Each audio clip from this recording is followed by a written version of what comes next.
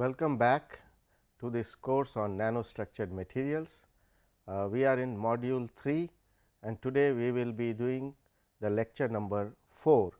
The previously the first, second, third lectures of this module we discussed a class of anisotropic nanostructures, basically the carbon nanotubes, their synthesis, their properties based on chirality and the thickness, and what are the different applications of carbon nanotubes.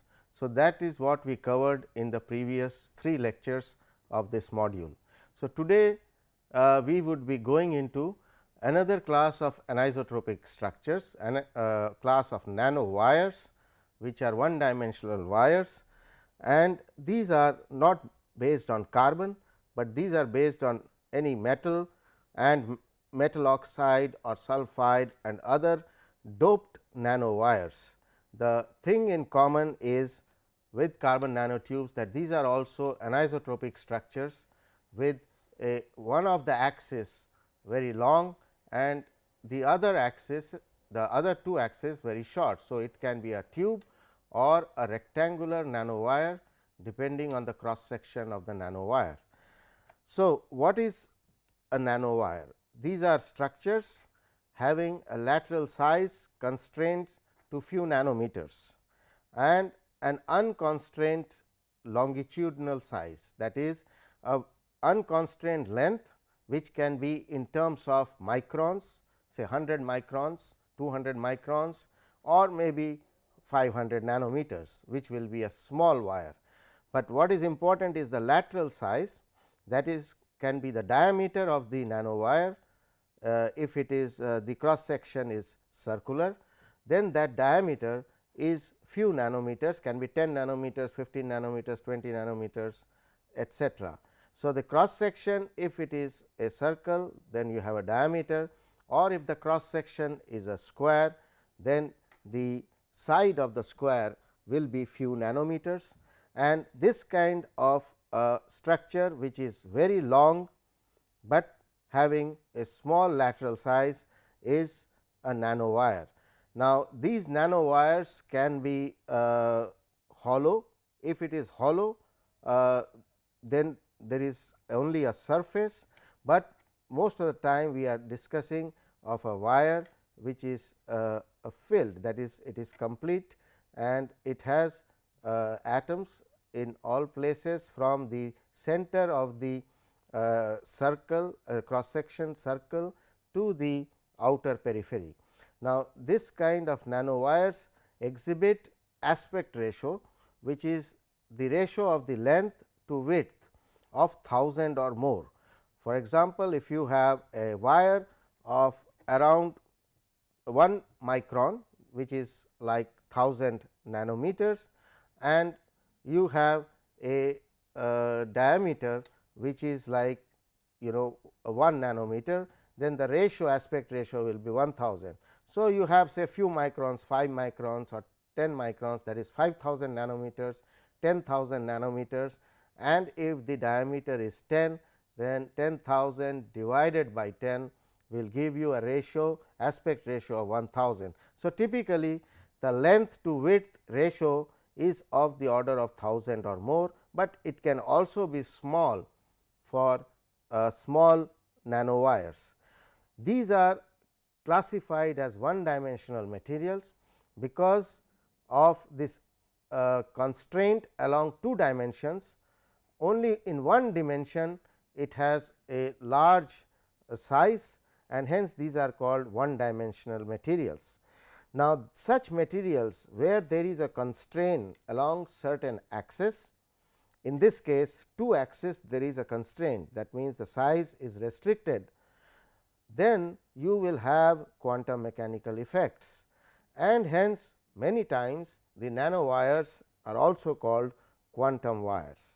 If the dimensions are so small that it exhibits quantum properties. So, typically most of the nanowires which have diameters of 10 nanometers or less will show quantum effects, and then these nanowires will be called quantum nanowires. So, most important thing is what is being constrained due to the size are electrons, and these electrons will be confined, and if you confine electrons, the property of that material is very different from a material where electrons are not confined. So, in a nanowire, because of the size restriction along two axes, the electrons are confined in those two axes. That means, they cannot move beyond a certain distance in those two directions. They are only allowed to move along the longitudinal side. So, in such a case, in a typical nanowire, electrons are allowed to move along the longitudinal length, which is the length, and constrained in the other two dimensions, and this brings about certain quantum mechanical effects in these quantum nanowires. Now, what is the history behind the development of the nanowire? Actually, the history begins with the carbon nanotubes. The carbon nanotubes were discovered in 1992, and other nanowires of non-carbon materials like silicon or germanium or tin dioxide, oxide, sulphide. You have sulphide nanowires like tungsten disulphide, niobium disulphide, etc. Those were synthesized much later. The first nanotubes or nanowires were found in 1992.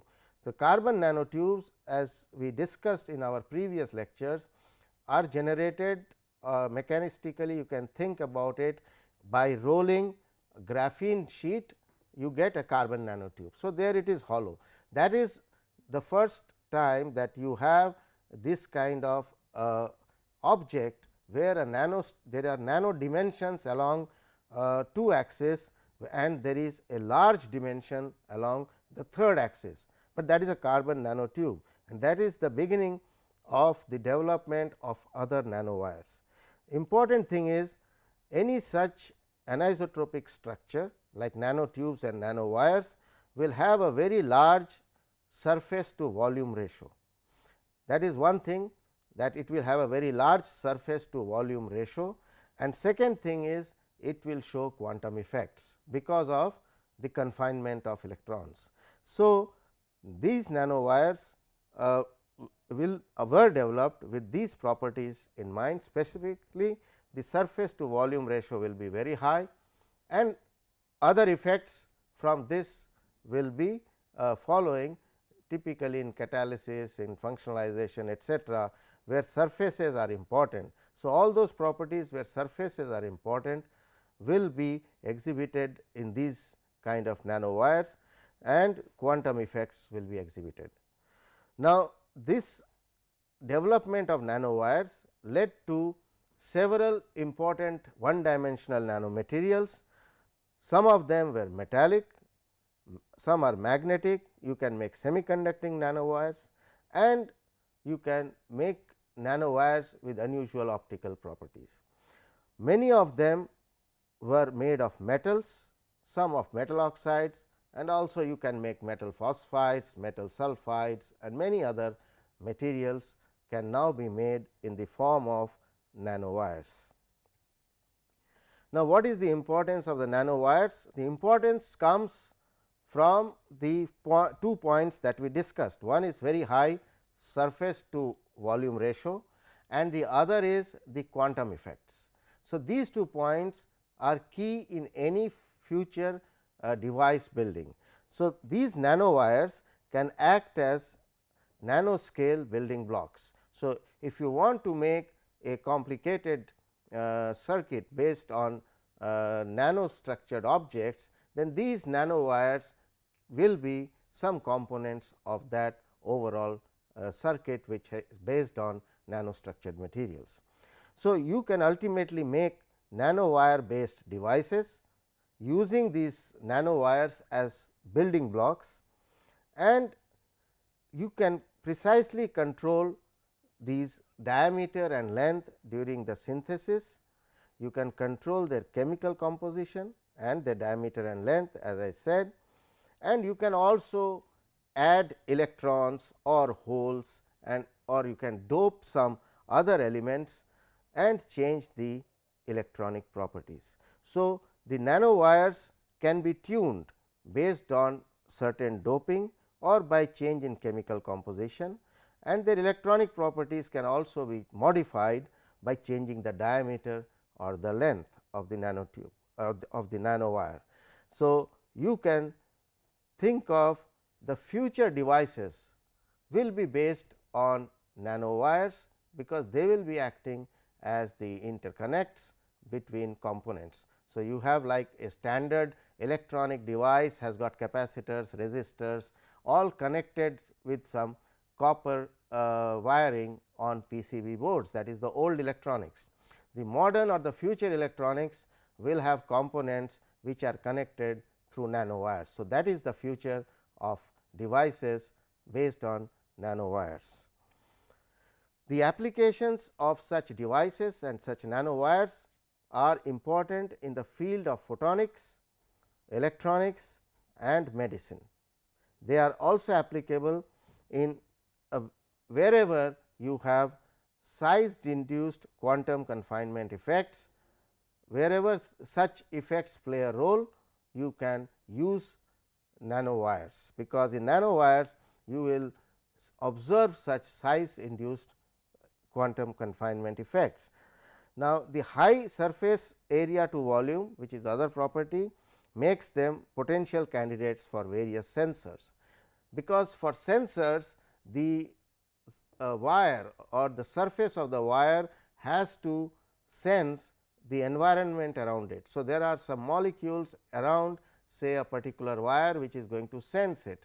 So, higher the surface area, better it is for the incoming molecules to be sensed by the nanowire. So, a large surface area to volume will make them very important candidates for sensing applications.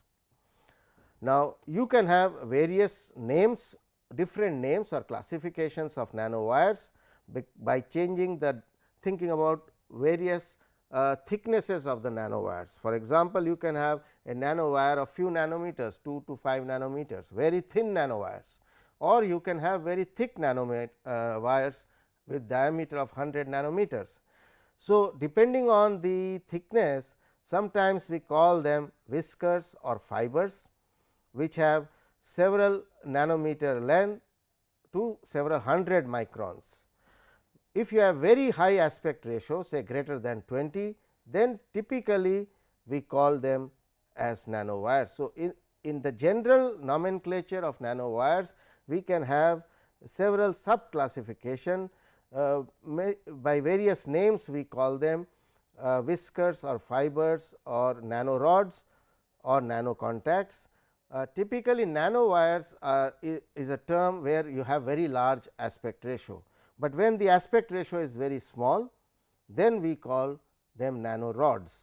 So, in nanorod the thickness, that is the diameter of the nanostructured and 1D nanostructured material, the diameter will be high and the length will be small. So, the length divided by the width or the diameter will be a small number, whereas for a nanowire the aspect ratio will be very large. If you have short wires bridged between two larger wires or two larger electrodes, then we call them nano contacts.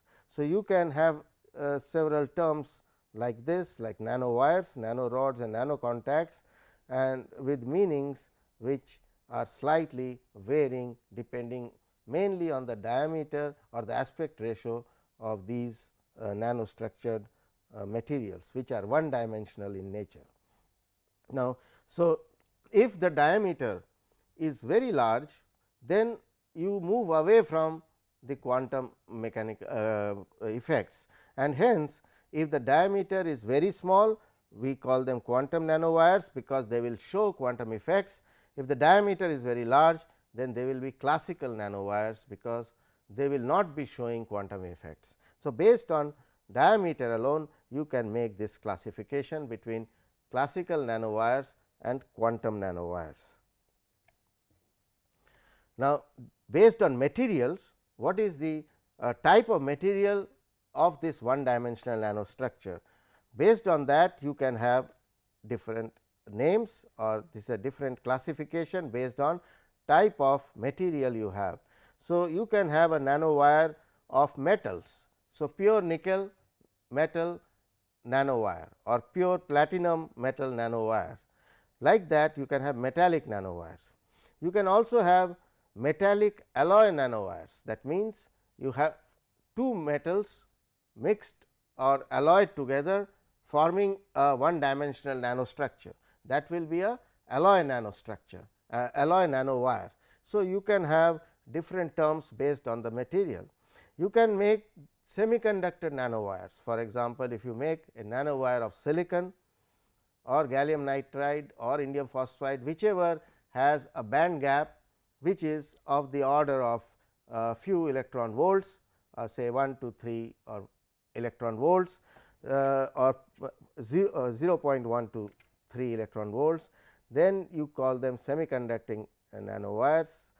Typically silicon, indium phosphide, gallium nitride, zinc oxide, zinc sulphide. There are many semiconducting materials, and if you can draw them into wires, you call them semiconducting nanowires. Then you can have semiconductor quantum wires if these wires have a dimension such that you see quantum confinement effects.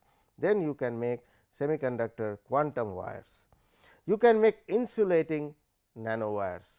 If you take materials whose band gap is very high, say 4 electron volts, 5 electron volts, 6 electron volts, if the band gap is very high of those semiconducting materials, then we call them insulators. And if you make wires of such materials, then those are called insulating wires, and these are typically of silicon dioxide, titanium dioxide, bismuth oxide. These are some examples, but you can have many more oxides which have band gap very high beyond the range of semiconductors, especially higher than 4, 5, 6 electron volts. You can make nanowires of molecules. So, molecular nanowires, here these are all of solids which have extended structures, their atomic structure extends in 3 dimensions. Whereas, if you have molecules like DNA is a molecule, or you have a cluster of molybdenum and sulfur, and then these clusters join in one dimension, then you can have molecular wires.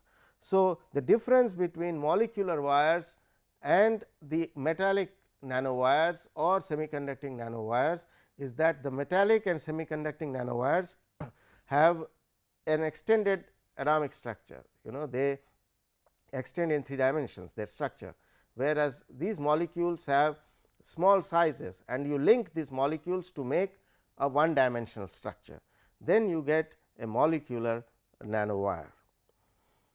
Now, what are the properties which are of importance? You can study electronic properties, magnetic properties or optical properties. For example, you can flow optically encoded information. So, since this is like a nanowire, if you have one end you receive information, from the other end you can decode the information. If this is possible, then you can use it for the flow of optically encoded information.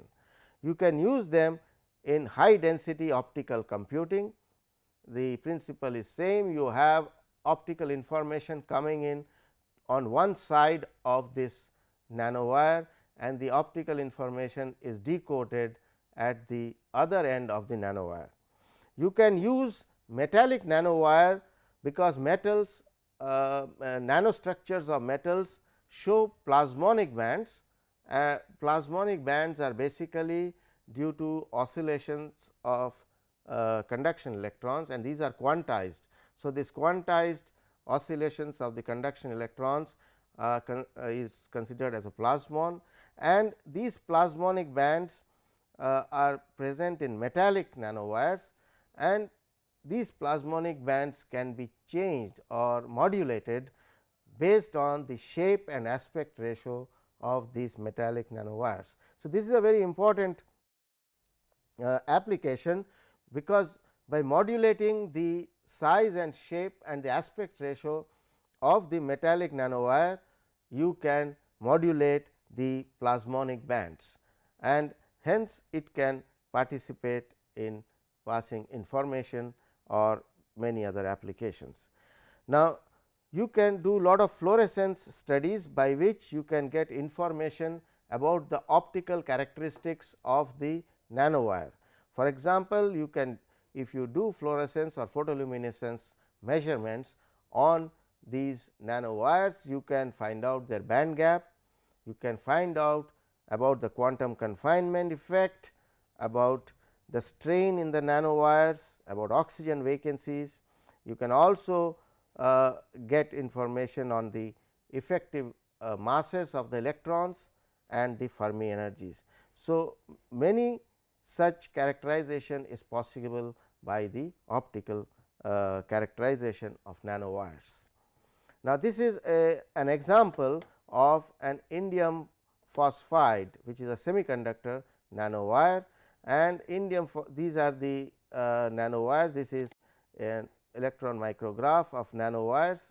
Now, if you measure across this diameter, so if you move from point A to point A prime along the diameter, since there is no material here, the nanowire is only here. So, initially you do not see anything, and then because the nanowire will have some height. So, what you are measuring is using an AFM, and this is called the contact mode AFM, and in the contact mode AFM, as you move from the point A to point A prime, then initially you do not see anything because there is no nanowire there. Then when you hit this part of the nanowire, then you start measuring the height of the nanowire, and then again you cross the nanowire, then the height goes down. So, by this contact mode AFM, you can measure the height of this nanowire, which gives you an idea of the thickness of the nanowire. Similarly, this is, if you go across B to B prime, you see the similar plot. So, you can see that the height of the nanowire is around 20 to 25 nanometers in thickness. So, similarly, you can study optical properties which are dependent on size. So, either you directly you can measure the size using the what is called the Z movement of the AFM, or you are measuring basically the Z direction, which is also the height, using AFM, and you can study optical properties also to know the size, because the size depends on the photoluminescence depends on the size. And this is shown here, that if you take a nanowire which is 50 nanometers thick or 20 nanometers thick, and you decrease the diameter of the wire from 50, 20, 15 to 10 nanometers, you can see that initially there is no shift of the position of this peak. So, this is coming around 1.4 electron volts, slightly less than 1.4 electron volts. But if you go below a certain diameter, say you go to 15 nanometer, 10 nanometer, you are reaching that region where you now start seeing quantum confinement effects, and because of that, when the diameter is very small, you see a shift of the peak position. Now, the peak has shifted from this position to now it is come to more than 1.4, it is now 1.45 or something. You decrease the diameter to 10 nanometers, and the peak has further shifted to more than 1.5 electron volts. Now, this is at room temperature, you can see the shift at small size. Similarly, if you go at low temperatures, this is at 7 Kelvin, you again see the shift in the size, and this is at a different energy. So, both the temperature At room temperature, the maxima, the PL maximum is somewhere and it shifts with decrease in the diameter. At low temperature, at 7 Kelvin, the maximum comes at some other energy. So, there is a shift in the maximum with temperature, and there is a shift because of the size also. So, the shift to higher energies with decreasing diameter, and these shifts are seen due to quantum confinement effects, and it can be seen in nanowires with diameter which is below 20 nanometers. And the temperature dependent shift also you can measure. If you do a study at various temperatures, you will see the PL maximum for the 50 nanometer wire was around 1.4 electron volt, and if you do the same measurement at 7 Kelvin for the 50 nanometer wire, the energy or of the PL maximum is around 1.46 electron volts. So, it shifts just because you have changed the temperature from room temperature to much low temperature at 7 Kelvin. Now, why does this size dependent photoluminescence occur? What is the relationship between this energy and the size? So, for that there is a theory for single nanowires which has been developed. Now, it has been developed on the ideas of what we know as a particle in a box problem. That means, in quantum mechanics you must have studied basic quantum chemistry or quantum mechanics, that when you have an electron which is not allowed to move beyond a certain distance, it is confined within certain region. That means, it has a very high potential energy outside that region.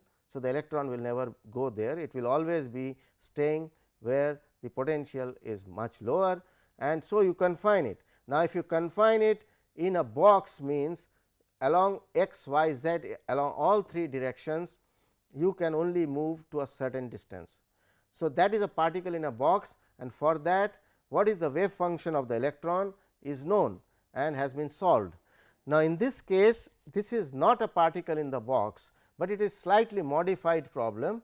It is particle in a cylinder, and the cylinder, one of the length is infinite. You consider a very long length for the cylinder, infinite may be a long length. So, here that length we keep as L. So, capital L is a very long length for the cylinder in which the electron is confined. It is confined basically in two dimensions. In the third dimension, which is the long direction, it is considered to be infinite. Now, for such a particle in a infinite cylinder, the wave function is comes out like this, where it is given as Bessel function, where j is a Bessel function, it is a function of these parameters. And what is important to note is that this Bessel function is depending on r, which is like the radius of your it is a function of the radius or the size. Now, you can see that the PL maximum will depend on this wave function. Okay. And here what is shown is what we saw in a previous slide, given in a different manner, that the PL maximum which comes at certain electron volts decreases as the diameter increases. So, if you go back, the PL maximum comes at some electron volts, it decreases when you increase the size. The same thing is plotted here. Instead of showing the maxima there, you plot the energy on the y axis, and you can see that the value of the energy decreases as the size of the diameter increases. Now, this same thing is being obtained actually from understanding of this wave function, where the size is very important. So, this wave function of whether you can do it for an electron or you can do it for a hole, either of that the equation is same, and where L is the length of the cylinder, and you assume it is a very much larger than the other two axes, and n is a normalization constant, and j is a Bessel function, which is a function of r inversely, which is an inverse function of r. So, this is the wave function, but what is more important for us is to explain the energy shift. Why is the maximum in the energy, the P L maximum, shifting as a function of size? So, for that you can derive from the equation of the wave function, you can derive this equation where delta E is the change in energy, is the energy shift, and that comes out like this term, and there are these integrals, and this is the Dirac notation for the wave function, where epsilon is the dielectric constant of the material, which is indium phosphide, and m star is called the effective mass or the reduced mass, which is given by this equation. And what you ultimately find is that the shift in its energy is a function of the diameter of the wire. So, from that you can explain this this plot, that how the energy shifts as a function of the diameter. Theoretically, you can solve this equation and get the parallel what you see experimentally by doing a photoluminescence experiment. By the way, photoluminescence or fluorescence is the same thing. Some people, especially in physics, use the term photoluminescence, whereas in chemistry we use the term as fluorescence. Now, the properties affected by quantum confinement, like we saw already, the optical property is affected by quantum confinement. The maximum of the absorption in the P L is the maximum of the P L, I beg your pardon, it is the P L maximum is shifting with size, that is by quantum confinement. Now, you can also see a shift in the electronic properties apart from the optical properties, typically where the dimension is 10 nanometers or less. That means, the diameter is typically 10 nanometers or less, there you will start seeing such quantum effects. Now, what is happening is, because the size is small, the electrons and holes are being squeezed, and when it is being squeezed, then all these effects will start showing up, and then you will see these critical quantum effects or measurements in experiments, because the electrons and holes are being squeezed in a very small region of space, or we are saying that they are being confined. Now, other than electronic the optical properties, electronic properties, and we will discuss some more electronic properties soon, the magnetic properties of such materials are also affected. Now, if you take a material which is magnetic in nature and then you make a nanowire, obviously it will have different magnetic properties. So, what does the magnetic properties depend on? If you make a wire or a nanowire of a magnetic material like iron oxide, Fe3O4 is a magnetic material. If you want to make a wire, obviously its properties will be different than normal Fe3O4, which you know. So, the magnetic properties of the nanowires depend on the wire diameter and the aspect ratio of the wire. So, how small is the diameter of the wire and what is the aspect ratio? The ratio between the length and diameter is the aspect ratio. So, these two things will control the magnetic properties of the nanowires. Now, magnetic nanowires can be made by a simple technique.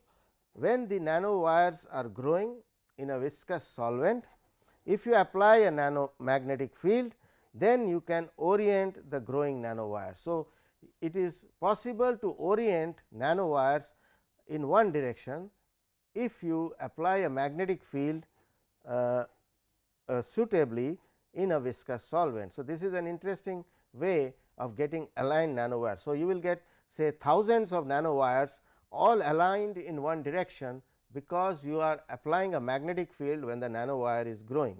So, you can get very nice aligned magnetic nanowires. and the properties which you will see, the properties where you will see this effect of the wire diameter or the aspect ratio are what is called the remanence. If you measure the magnetization as a function of magnetic field, then when you bring the field back to 0 in a magnetic material, you will still have some magnetization, that is called the remanence, and this remanence will depend on the wire diameter and the aspect ratio. That is one thing. The remanence will change with this size of the diameter of the wire. The other thing which will change is what is called the coercivity. So, what is coercivity? When you apply a magnetic field and start measuring the magnetization first increases and then goes to a saturation value. You keep increasing the field, the magnetization keeps increasing. Then once you start decreasing the magnetic field and you bring the magnetic field to 0, then the magnetization starts decreasing, but it does not go to 0, it will have some finite magnetization. Then you have to apply a magnetic field in the opposite direction to bring the magnetization to 0, and finally, when the magnetization becomes 0 at a very large negative field, then that field is called the coercive field or the coercivity of that material, and this coercive field will change as you change the diameter or the aspect ratio of the nanowires. Now, so that is what we discussed about magnetic properties, how these two important properties, the remanence and the coercive field, will change on the diameter of the magnetic nanowires. Coming to electrical properties, this is an example of a nanowire which is a doped nanowire. So, this is a silicon in which boron is doped. So, you know, in any semiconductor, if you dope boron in silicon, then you get a p type semiconductor, but this is not an ordinary semiconductor, it is a nanowire. So, it is a p type silicon nanowire and it is attached to two metals on either sides. So, you have a p type nanowire, silicon nanowire between two metal electrodes, and the Fermi level is shown here for the metal, but if in the nanowire the Fermi level is like this. Now, what happens when you apply a gate voltage? When the gate voltage is 0, the Fermi level is here, you know, somewhere there when the gate voltage is 0. But if you look at the red curve, that is when the gate voltage is less, then you will get a maximum which is much higher. So, this maximum in the Fermi level means that you will have higher electrical conductivity. So, by doping the nanowire, you can get much higher conductivity. In the p type doped nanowires, the conductivity can be increased by having a negative gate voltage. However, if you have a n type nanowire between the two metals, then by applying a high gate voltage, that is a positive gate voltage, you will have the minimum in conductivity, because as you see the Fermi level is bending and you have the minimum in the Fermi level is somewhere here. So, by having a positive gate voltage in a n type semiconductor, you can have the minimum in the Fermi level. So, you will have a minimum conductivity at for a n type semiconductor. Now, so you can control the electrical properties of nanowires by doping the nanowires like in silicon where boron is doped or phosphorus is doped. So, you get p type and n type semiconducting nanowires, and you can control the conductivity by applying a suitable gate voltage. Now, further, if you look at the amount of doping, if you have lightly doped samples, for example, in the top two figures you have small amount of boron doped silicon or phosphorus doped silicon, very lightly doped, means the concentration of the dopant is not very high. In that case, you see a particular behavior of the current versus voltage. So, the current increases as you increase the voltage, the current decreases as you decrease the voltage. Now, this is understandable, but this is not linear. You see, this plot is not linear, and this linearity is found in these doped semiconducting wires only when it is heavily doped, and then it gives you this linear characteristic which is typical of a metallic property. So, heavily doped nanowires can give rise to metallic properties, and so you can vary the nature of the property from semiconducting to metallic by suitable amount of doping in these silicon nanowires. Now, coming to that was electrical conductivity. So, these are electrical properties which we discussed. Now, if we compare the thermal conductivity, where basically it is a flow of heat. Now, thermal conductivity is given by this equation. It is related to specific heat, it is related to velocity of phonons.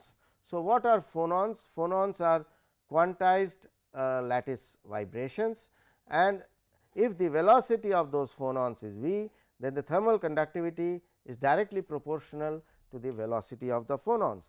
Now, of course, the L is the mean free path, which is the average distance that a phonon travels before it collides. So, this is the average the mean free path for phonons in solids is typically few nanometers.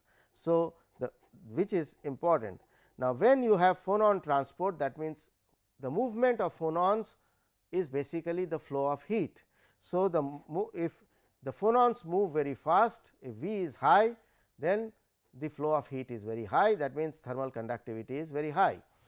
So, phonon transport in nanowires results because of the small dimension of the nanowires, because the cross sectional area is small in these nanowires.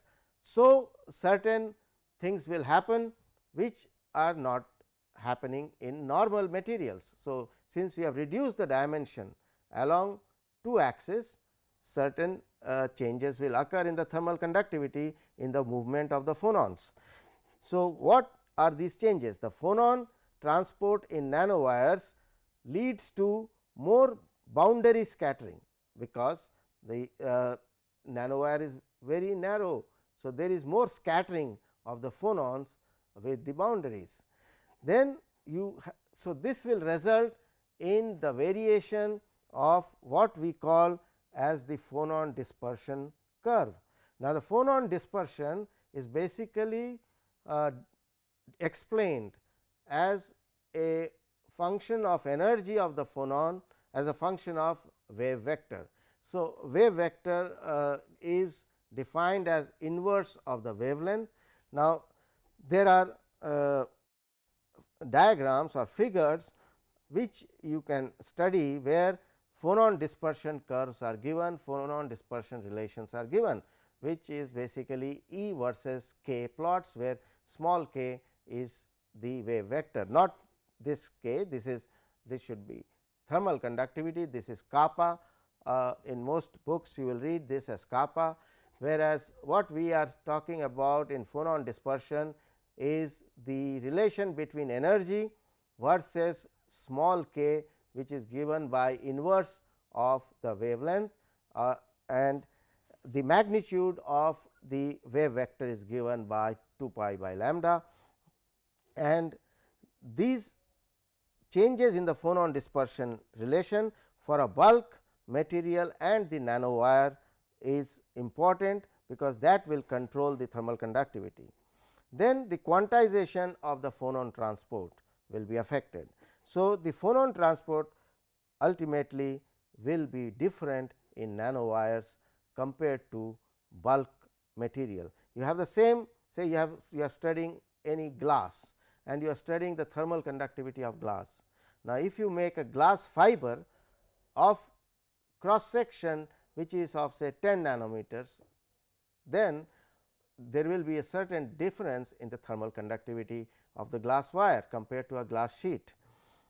Now, that can be seen here. For example, this is a plot of the thermal conductivity which is given by watts per meter Kelvin, and it is plotted with temperature.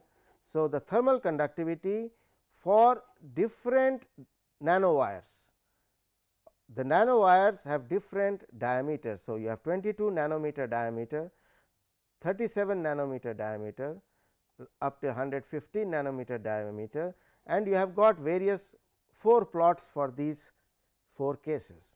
You see that the nanowire which has high diameter, say 115 nanometers, these are these closed circles which you see, and the one which has 22 nanometer is this a triangle, upside down triangle which is open, and that has a plot like this. Now, if you look at it carefully, this plot, the thermal conductivity is kind of proportional to the temperature. It is quite linear, which can be seen even clearer here. Here you are plotting from 10 Kelvin to 80 Kelvin. The temperature scale is from 10 Kelvin to 80 Kelvin, which is a very small region of temperature. 80 Kelvin is somewhere here. So, only this part 10 to 80 is this whole figure, whereas, if you show the entire plot up till say 350 Kelvin, then the whole curve looks like this, and in this you see the 22 nanometer is nearly linear with temperature, and that is what is written, that is the thermal conductivity is proportional to T. However, as you increase the diameter of the nanowires, the shape changes drastically, and at some sizes, say around 37 or something, K is proportional to T square, but if it goes very high like the bulk diameter of around 115, then K is proportional to T cube. So, from T to T cube is 2 orders of magnitude higher, right. So, silicon nanowire, which is the diameter is in nanometer size, is 2 orders of magnitude smaller than the thermal conductivity of bulk silicon. The bulk silicon means that the diameter is of the order of maybe 500 nanometers, 600 nanometers or even microns. So, that will be always behave like the 115 nanometers, because this is where you have now lost those quantum effects and you are behaving, the material is behaving like a classical or a normal material.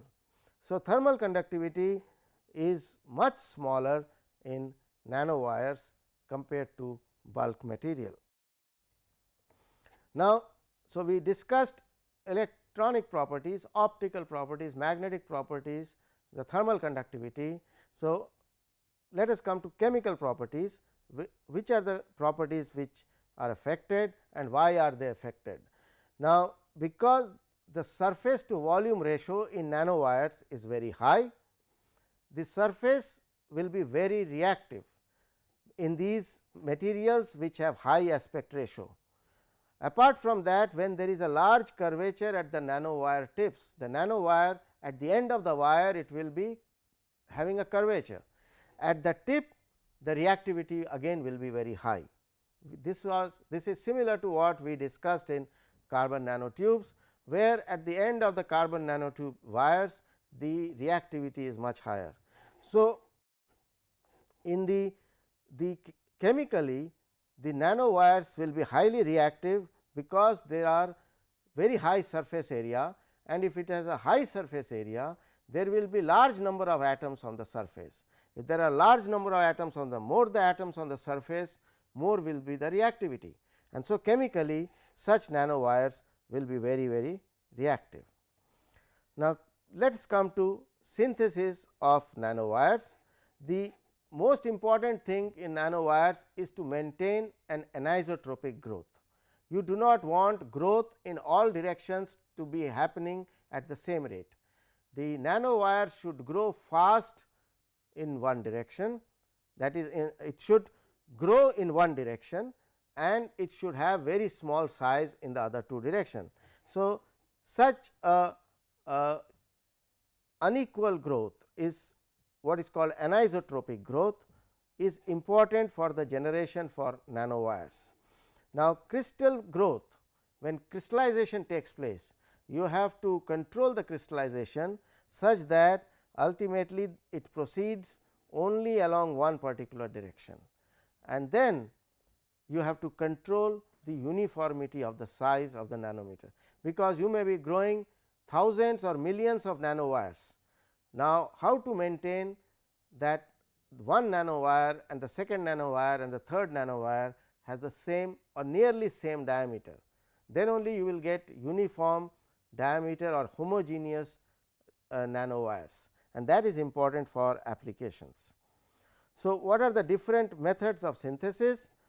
The typically three methods are used: evaporation, condensation method. So, you evaporate and then condense to make nanowires, then dissolution and condensation. So, one is from the vapor state you condense, another is from solution you condense, and the third is what is the vapor liquid solid growth, which we discussed a lot when we discussed carbon nanotubes and other general methods of synthesis of anisotropic nanostructures, which was discussed in some earlier module.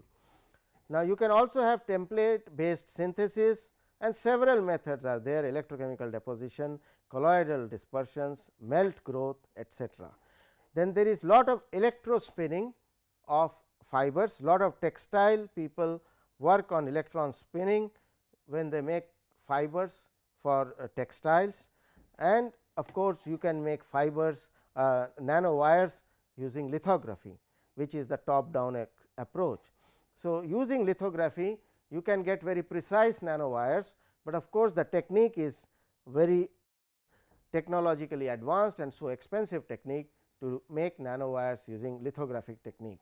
What we will discuss is the growth using these chemical processes, which are much cheaper, and so we will just discuss these three processes.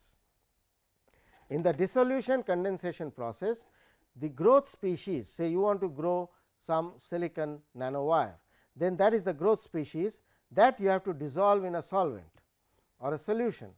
So, once you dissolve it, then that diffuses through the solvent and deposits on a surface. So, first it has to dissolve, and then it has to there may be a gradient of temperature or a gradient of chemical potential or something.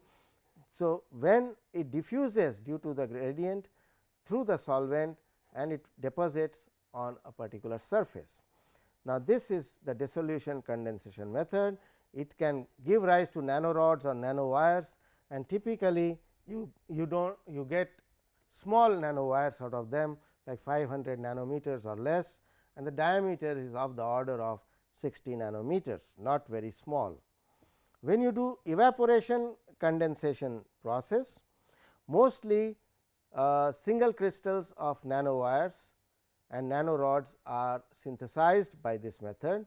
So, from the term evaporation and condensation, you can understand that you have to first evaporate. Suppose you are going to make silicon nanowires, then you take silicon, either powder or any ingot or something, and then you evaporate that silicon and then slowly condense it on a substrate. So, that is the procedure, and that leads to anisotropic growth to form nanowires or nanorods, and you have to kind of control the different facets of the growing nanocrystalline phase if you want a particular facet to be facing the end. So, depending on if you want a very particular plane of the crystalline lattice to be exposed, then the growth conditions have to be controlled in a certain manner, such that you get single crystalline nanowires with one particular specific plane HKL plane exposed. Now, the direction of growth of nanowire is normally not easy to control in this method, because you are evaporating and condensing. So, that is a drawback of this method, where you cannot control the direction of growth of the nanowire. Now, this is a TEM picture to show you the growth of zinc oxide nanowire. Zinc oxide is a semiconductor, and you see you have large bunch of nanowires, but they are not aligned around one direction, which we just mentioned, that the direction of growth of nanowire cannot be controlled. You make a large, it is like a forest of nanowires made by evaporation condensation method by which has been published in a journal which is called Nano Letters in 2003. Now, this is another example of the decomposition process in evaporation condensation. So, you evaporate, this is zinc oxide. So, zinc oxide takes solid zinc oxide and you make it into gas. So, you evaporate, you